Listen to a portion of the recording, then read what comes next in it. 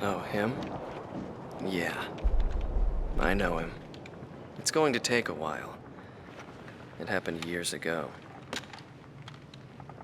Did you know there are three kinds of aces? Those who seek strength, those who live for pride, and those who can read the tide of battle. Those are the three.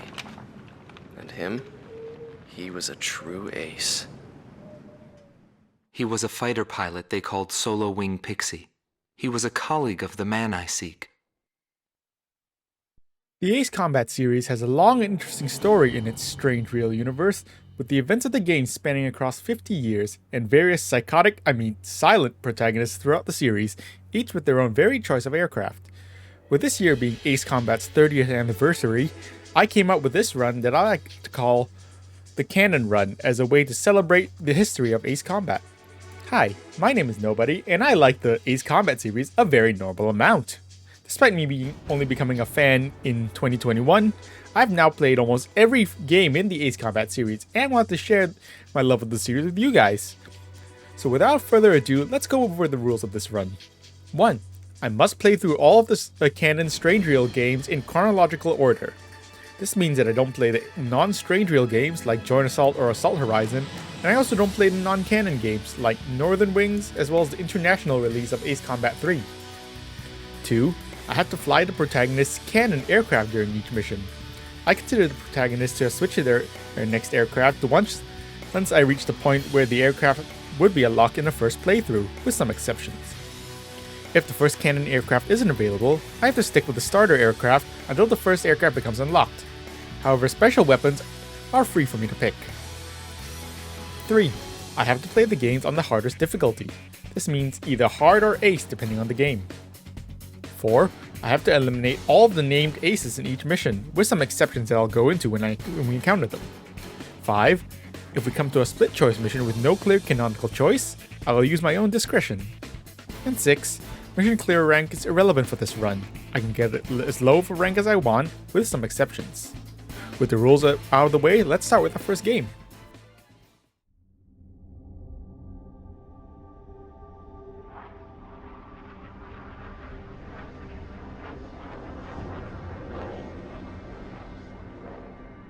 In the year 1995, the Belkan War was sparked when the Belkan Federation invaded its neighbors after years of economic turmoil led to an extreme right-wing party taking control of the country.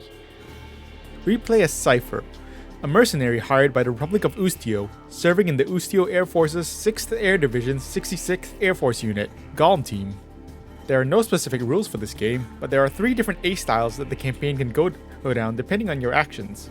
I have a narrative in mind for the ace styles in this game, so I'll explain as we go along. Let's go. Mission 1, Glacial Skies, is our typical first mission for an Ace Combat game. We're tasked with shooting down some bombers that are threatening our base. Cypher's first aircraft of choice is the J-35J Draken, a Swedish, in real life, interceptor aircraft designed for short takeoff and landing. After splashing the leading fighter, I fire an SAAM at the first bomber, and his friends then proceed to pull down a "Get down, Mr. President." What a Chad. After laughing at this, I take him out for his insolence of not dying. I move on to the next group, using my SAAMs to take out another fighter and our first ace, Blitz. I then fly straight up to take out the next ace, Reagan. Reagan? Regen. Anyways, after embarrassingly missing a non-maneuvering target, I come back around and take him out. One of the bombers has left the battlefront. He must have chickened out. Oh no you don't. We're the mercenary Cypher, we gotta get our money. Yes. Anyways, I take out these fighters, and seeing that they haven't died yet, I make sure to finish them off for the sweet money. To spawn the next ace, I have to take out all of the BM-335 bombers, so say goodbye to them. With them taken out, I fly up to take out the ace in an XB-70 wall, and almost crash into him. Thanks, Pixie. I then get into this really annoying close-range turn fight with the last fighter, when Pixie helps me out by splashing him. Thanks, Pixie. With all the fighters splash, I take down the last 2 bombers and finish the mission. Cypher, I got a feeling you and me are gonna get along just fine. Buddy. Me too, buddy. Mission 2, Annex, is a mission that requires us to destroy a bunch of ground vehicles, so I bring UGBs. I'd start by taking out some AA guns, then I make sure to blow up this windmill to make sure they can't make any grain to feed their troops. Those houses Good idea, Pixie. I make sure to bomb all the houses just in case. I then work on taking out the enemy fighters and get annoyed that they don't want to die. I make sure to finish them off before they can run away like cowards. While I'm at it, I also take out an ace in an F1 Critiker. The rest of the aces also spawn close together, so I take them both out. Werfel and Harpoon. With all the enemy fighters eliminated, I finish off the remaining ground targets and complete the mission. Mission 3, the Round Table, is a mission that requires us to scout out Area B7R, an important area. I scout it out by quickly eliminating all of the enemy fighter patrols in the area. Being this fast also makes the ace Towson spawn, who I take out as well. With all the enemy fighter patrols taken out, we are free to actually scout the area now. Gom 2 to Gom 1. Enemy reinforcements, probably the main force.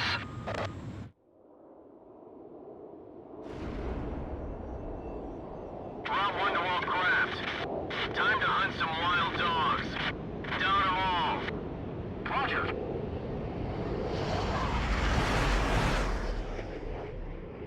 We now come across our very first ace squadron, Rot Team.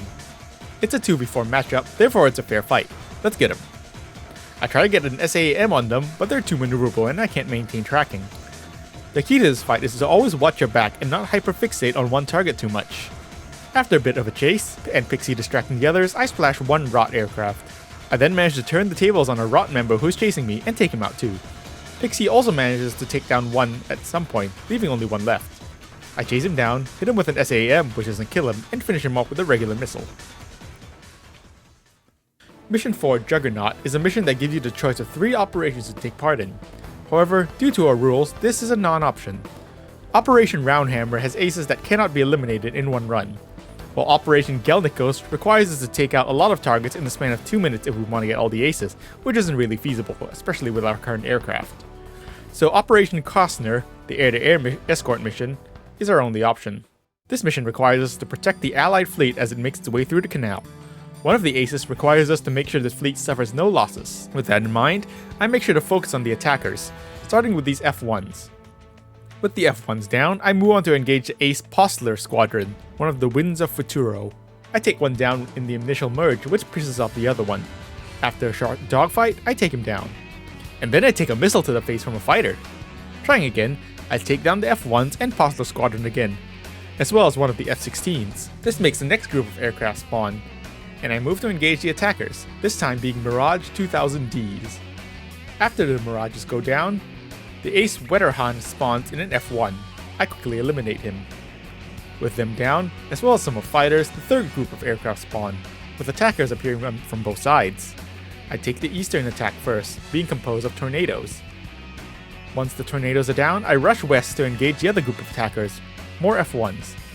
By this time, the fleet has made it halfway through the canal, and with no ships lost, the Ace Absender spawns over the fleet in a tornado, and he's gone. With all the aces and attackers dealt with, I proceed to simply clean up the airspace, which ends the mission. Mission 5, Flicker of Hope, is a mission that requires us to protect an airborne drop operation. Be aware of civilians still inside Solus Ortis. Your actions will determine their fate. After making sure the civilians are well taken care of, I quickly take out all the air defenses in each area to declare safe passage to the troops, while continuing to blow up the tents that are definitely full of civvies. After hearing that the transport planes are under attack, I move to engage the fighters harassing them. After downing 2 of them, and confirming that the remaining fighters are chasing me instead of the transports, I return to bombing the remaining ground targets. With the ground targets destroyed, 2 aces spawn on opposite sides of the map. I take down the closer ace, Trinker. I then see 2 F-20s chasing the transports, so I bring them down, which makes the next ace, Dictor, spawn, who I promptly eliminate. I head west to take out the other ace, Fisher, and taking down nearly all the air targets causes the ace Schwann to appear and almost nail me with a missile in a head-on pass with him. Luckily, I managed to dodge it while taking him down. With all the aces eliminated, I shoot down remaining targets and finish the mission. Mission 6, Diapason, involves us liberating Ustio's capital, Directus. We have to eliminate the enemy forces from the 5 sectors of the city. I start by taking out an APC next to a building, and then almost crash into a church while trying to strafe another APC. I come around to take a missile shot at the APC and accidentally commit a war crime instead by hitting the church. Third time's a charm as I come in from a better angle and finally take down the APC. After destroying more civilian tents, I fly up to engage the ace Werger After a short dogfight, he goes down. I return to liberating the city, and get caught up in a really annoying dogfight with a pair of MiG-29s who are suddenly really good at dodging my missiles. Hearing that the Belkan commander is trying to escape in a chopper, I make sure to blow him up for his cowardice. I then almost get smoked by a SAM next to another church. Anyways, once Area 3 is cleared, an allied tank company comes under attack by an A-10, so I quickly move to help him out.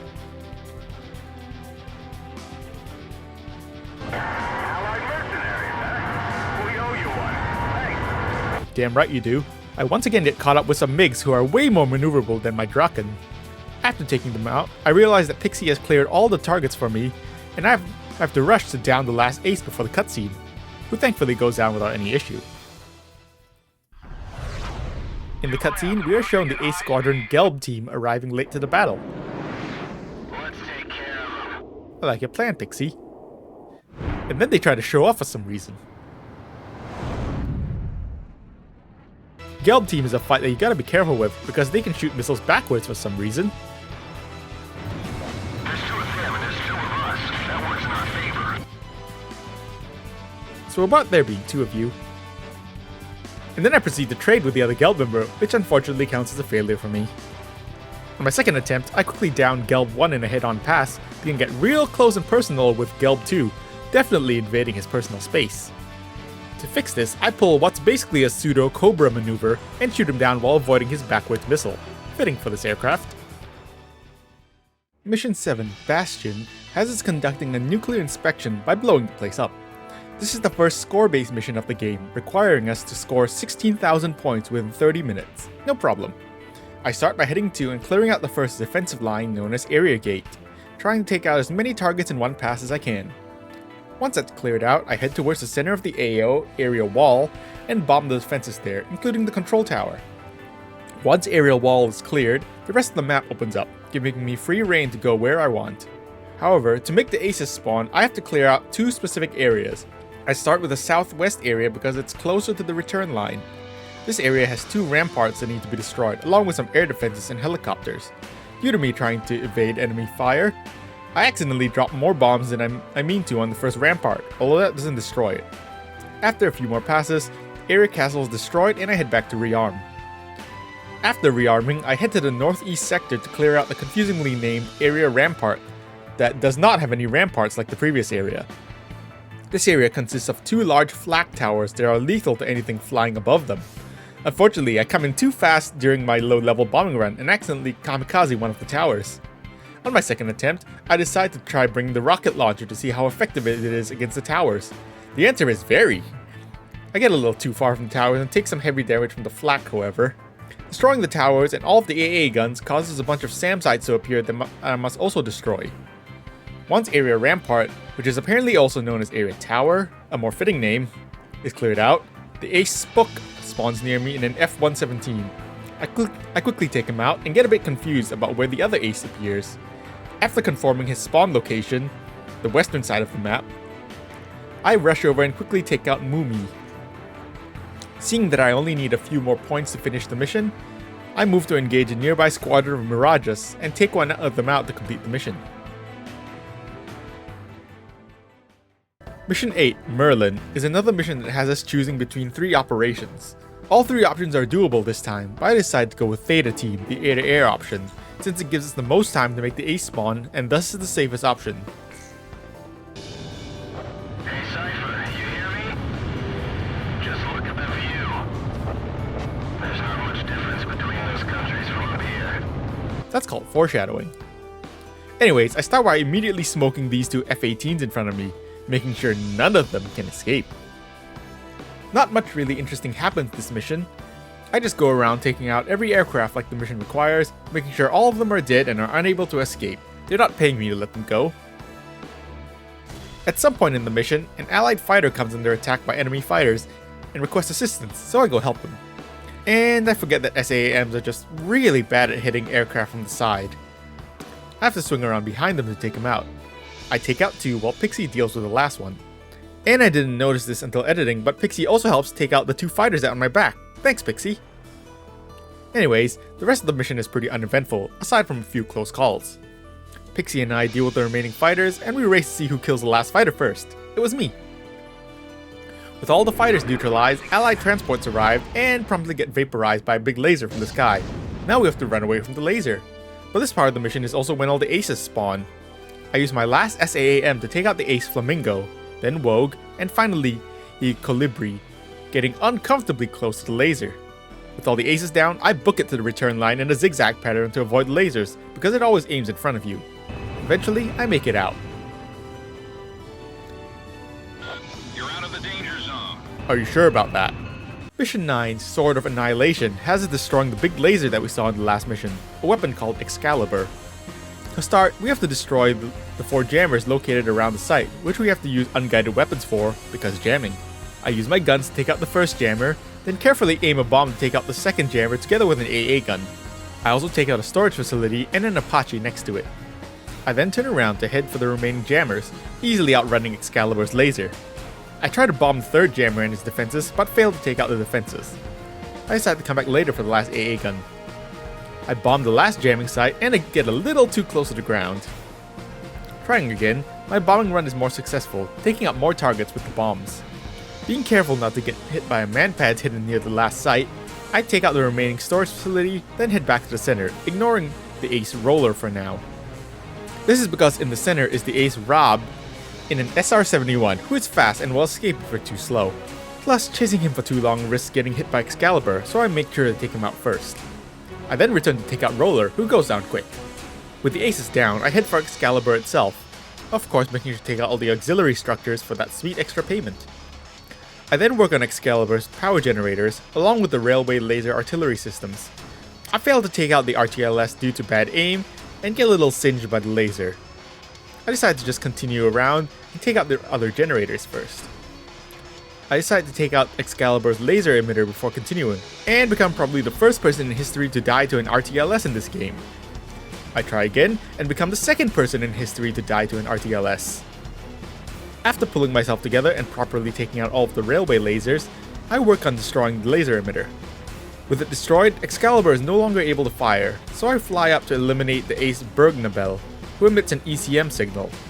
I could have taken him out earlier, but I didn't want to risk being hit by Excalibur while my radar was shrouded. With all the other hostiles eliminated, I take out the remaining facilities and then target Excalibur's structure itself. I use the last of my bombs, which deals heavy damage to the tower. And after a few more missiles and gun rounds, the tower falls and the mission is completed. With that mission completed, Cypher has finally gotten access to his signature aircraft that he'll be flying from now on, the F-15C Eagle, a large twin-engine air superiority fighter. Now matching with Pixie. The F-15 is perfect for this next mission, Mission 10, Mayhem. It's a huge air battle with both sides vying for control of the skies, and we're here to turn the tide of the battle. For anyone who doesn't know, you can get 3 free kills at the start of the mission by hitting this MiG-29 in front of you, and then hitting these 2 Su-27s with XMAAs. This makes spawning the aces easy, as it requires us to shoot down 6 aircraft in the first 3 minutes, and we've just gotten half of that in the first 15 seconds. I don't have any special tactics for eliminating the remaining aircraft, so I just engage them the old-fashioned way, and it goes like this.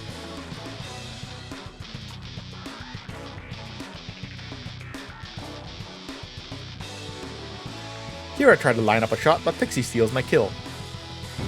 That kind of pilot, they call it Demon Lord. Nothing much interesting happens, but eventually, additional enemy craft appear.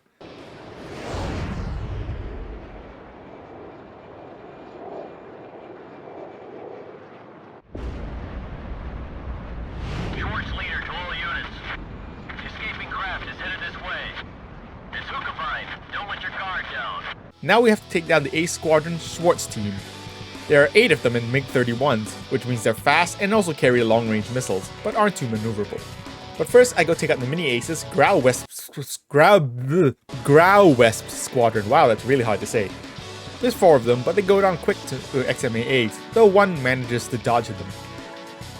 I then head over to the southeast corner of the map to observe the battle between Hookabine, Grabach, and Heartbreak 1. Due to future events needing to happen, I have to let Grabach shoot down both of the other 2. Yes, this does mean we can't shoot down an ace, but we gotta stick to the cannon. This is the cannon run after all. Pixie confirms that Hookabine has been shot down, so I turn my attention back to Schwartz's team for the time being. The biggest danger with Schwartz's team is them swarming you while you're chasing another member, so I have to be careful. After taking down a couple of Schwartz aircraft, I noticed that Heartbreak 1 is down too, so I move to engage Grabok, but Schwartz's team pursues me. I eliminate one Schwartz member who was on my back, and then I take out Grabok. I get a warning telling me to hold my fire. Although this is probably just a bug, I'm taking it as a sign that I've messed up the timeline. Not realizing this at the time, I finish off the remaining Schwartz aircraft and end the mission. Yeah, Cypher just bagged a bandit. Later, I come back to finish my mistake, also making sure to eliminate the ace Nottigal that I missed before. I think Pixie took him out. I try to observe the battle between Grabok and Heartbreak 1, waiting for Heartbreak 1 to be down, but Pixie decides to take out the last Schwartz aircraft before that happens. Oh well, we'll just assume that Heartbreak 1 was down when we didn't see.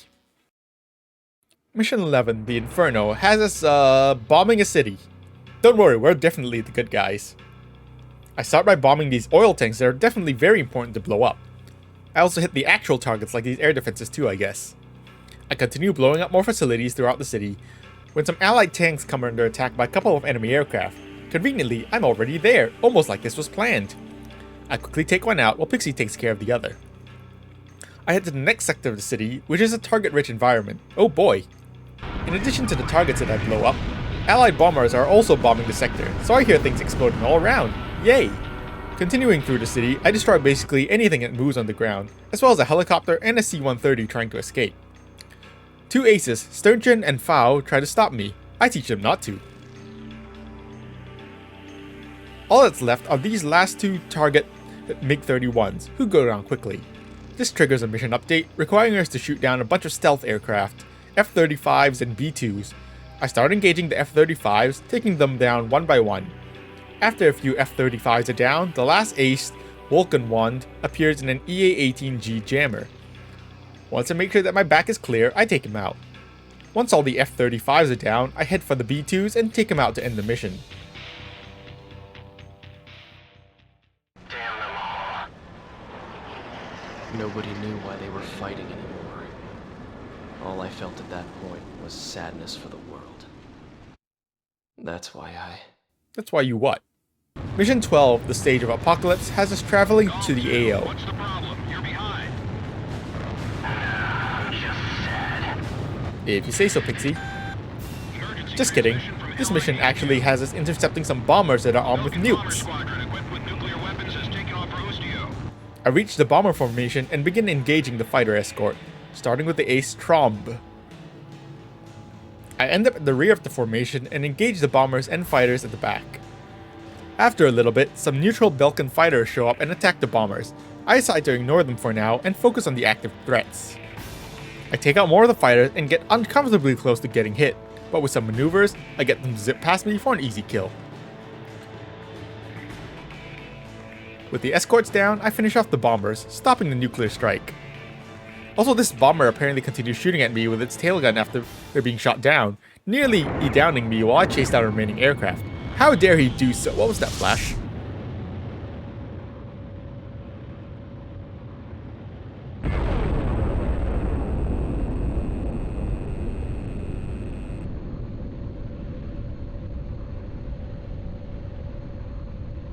Guys, I don't think that's the sun over there.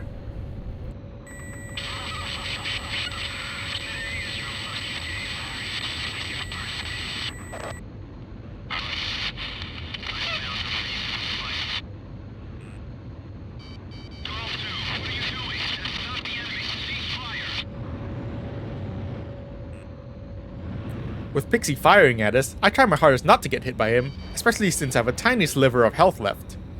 Eventually, Pixie leaves the area and more enemy aircraft appear, so I have to turn my attention to them. This includes the ace Spats, who gets vaporized in a high-speed pass. The rest of the enemy reinforcements go down really quick and the mission ends. This is where we go our separate ways.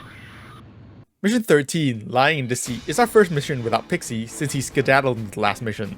So instead we have PJ as our wingman, flying an F-16 and meaning we are no longer matching. This is another score-based mission, requiring us to get 20,000 points.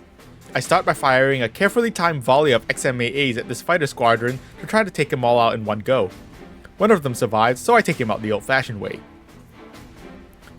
I then head to this area where a group of tanks are gathered. As I approach it, we're ambushed by a bunch of previously hidden SAMs. I carefully weave through the missiles and start taking out the SAM sites one by one. Once the SAMs are destroyed, I eliminate the remaining tanks and APCs before moving on. There's also a storage facility which could be used to store weapons and equipment, but Cypher just can't bring himself to destroy it. The shock of the nuclear blast and the betrayal of his wingman has changed him. What are we even fighting for? Well, we'll have time to think about that later. For now, we head to the next enemy squadron and blast them with an XMAA volley. We then reach what appears to be a mining area, lined with flak guns and helicopters. I make sure to fly low to avoid the flak as I take out the flak guns, while PJ, I guess, tries to take out the choppers. He's not very successful, so I take him out instead. We reach this next area full of AA guns that I carefully take out, probably ingesting some leaves and branches from the trees into my engines, but I'm sure that's fine. Once all the hostiles in the area are neutralized, I head south to find another squadron of fighters, and they're gone. The ace Grani spawns near me, who appears once you get 8,000 points. Due to him being in a stealth fighter, I don't notice his presence until he starts firing at me. I dodge the missile, turn the tables on him, and take him out. Once he's down, I head for the southwestern corner of the map, where the ace shotgun is hanging out at high altitude. I shoot him down, then go rearm since I'm right at the return line. After rearming, I head towards the fighter squadron to the west of the enemy airbase, deciding to let the 2 transport aircraft go. As always, I take out the entire squadron at once with an XMAA volley. The ace Reese spawns near me, his requirement being scoring 10,000 points, then flying near the squadron that I just took out. I play chicken with Reese, and take him out easily. I then reach the enemy airbase and take out all the air defenses around it. Despite the giant hangar being very suspicious and ominous, I decide to leave it intact and simply destroy the enemy forces that come crawling out of it. Maybe we can gather some intel on it or something. With the airbase dealt with, I target a squadron of F-35s, taking them out with an XMAA volley as usual, which gets me just enough points to complete the mission. Mission 14, the Final Overture, is not the final mission despite the name. This is another operation that has us choosing between 3 missions. Unlike the previous ones, we can actually pick whichever one we feel like. Since we picked the anti-air missions in the previous ones, I decided to do the anti-surface mission this time, that being the Mars strike team. Plus the anti-air mission is actually the hardest one to spawn the aces. This mission requires us to take out all of the coastal enemy surface forces, including the ground targets and ships. I decided to go after the ships first. Spawning one of the aces requires us to neutralize 2 ships by taking out their weapon systems. I take out the weapons on the first ship, and then learn that Aegis ships are terrifying even if their SAMs don't hit you. On my second attempt, I decide to neutralize the cruisers and sink the Aegis. I take out the weapons on the 2 cruisers, one of them being the cruiser Wilhelm, which spawns the ace Weha. He dies. I then decide to just bomb the Aegis ship from above. The vessel sinks, and I head towards the shore. I take out a couple of tanks that look like they're trying to run, then make a pass over the coastline, taking out the ground targets while trying to leave the houses intact. By this time, the ace Chronic appears. I get behind him and quickly eliminate him. The ace Messer squadron appears, and they prove to be annoyingly slippery. After a bit of chasing, I manage to take them both out.